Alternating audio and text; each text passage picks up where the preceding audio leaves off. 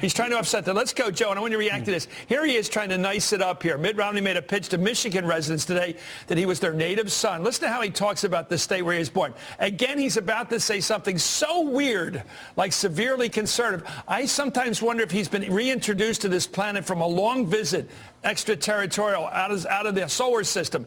He doesn't speak our exact language here. Now listen and watch. I was born and raised here. I love this state. It seems right here. Trees are the right height.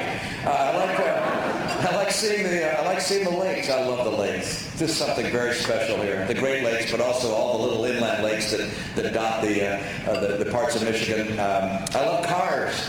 I grew up totally in love with cars.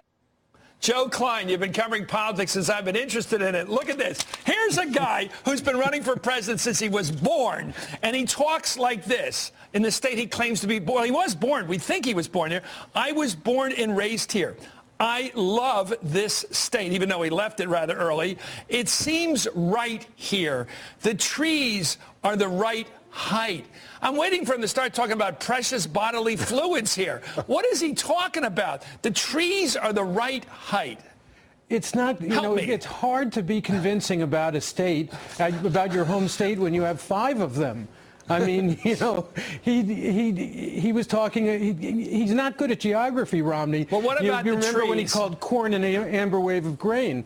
It's part of the big problem that he has right now is that he just seems wall-to-wall phony every time he opens his mouth.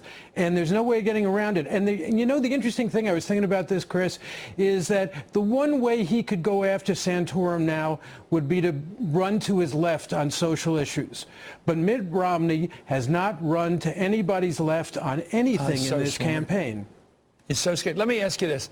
He talks about hunting, but then he says, actually, I never hunted. I just killed small varmints. Who's he, Gabby Hayes? Who talks about varmints? Well, did he see a cowboy movie 50 years ago? Trees are the right height. Help me with that one. Okay, well, that is a Conehead-like statement.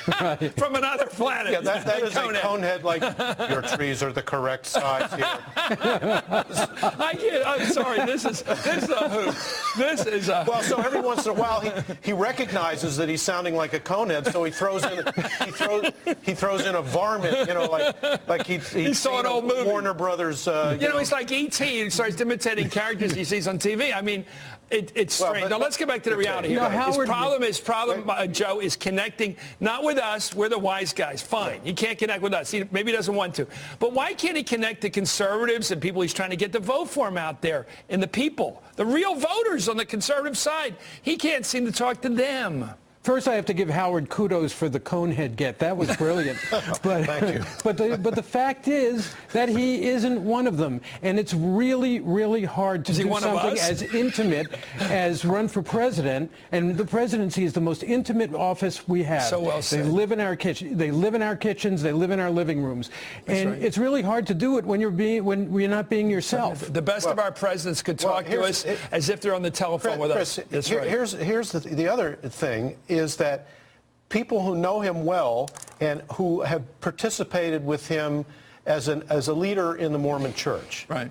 I think in there somewhere there is a Mitt Romney that's real. That's real, but because he's been afraid for the last several years to talk about his Mormonism, because of questions that some people have, especially in the Bible Belt, probably the area where he could most touch hearts and most testify to his humanity, he's kind of blocked off from doing because he never wants to talk about it. At least I give him the benefit of the doubt. You're like that part of the article when you say, on the other hand. To be sure. That's what we used to call it. I know. I think we ought to do that more on the show. It's not just Mormonism, though. It's, a couple of years ago, back when he was governor, I had a couple of conversations with him about health care, and he was really impressive. He really knew what he was talking about. He was passionate on the subject and very convincing. But he hasn't been able to do that because he can't run on the things he actually believes in this party. Well, he's talking crazy now with things like that tree's just about the right height. I don't know what he's talking about. Anyway, thank you. That varmint's just about the right size, too. Thank you, Howard Fineman.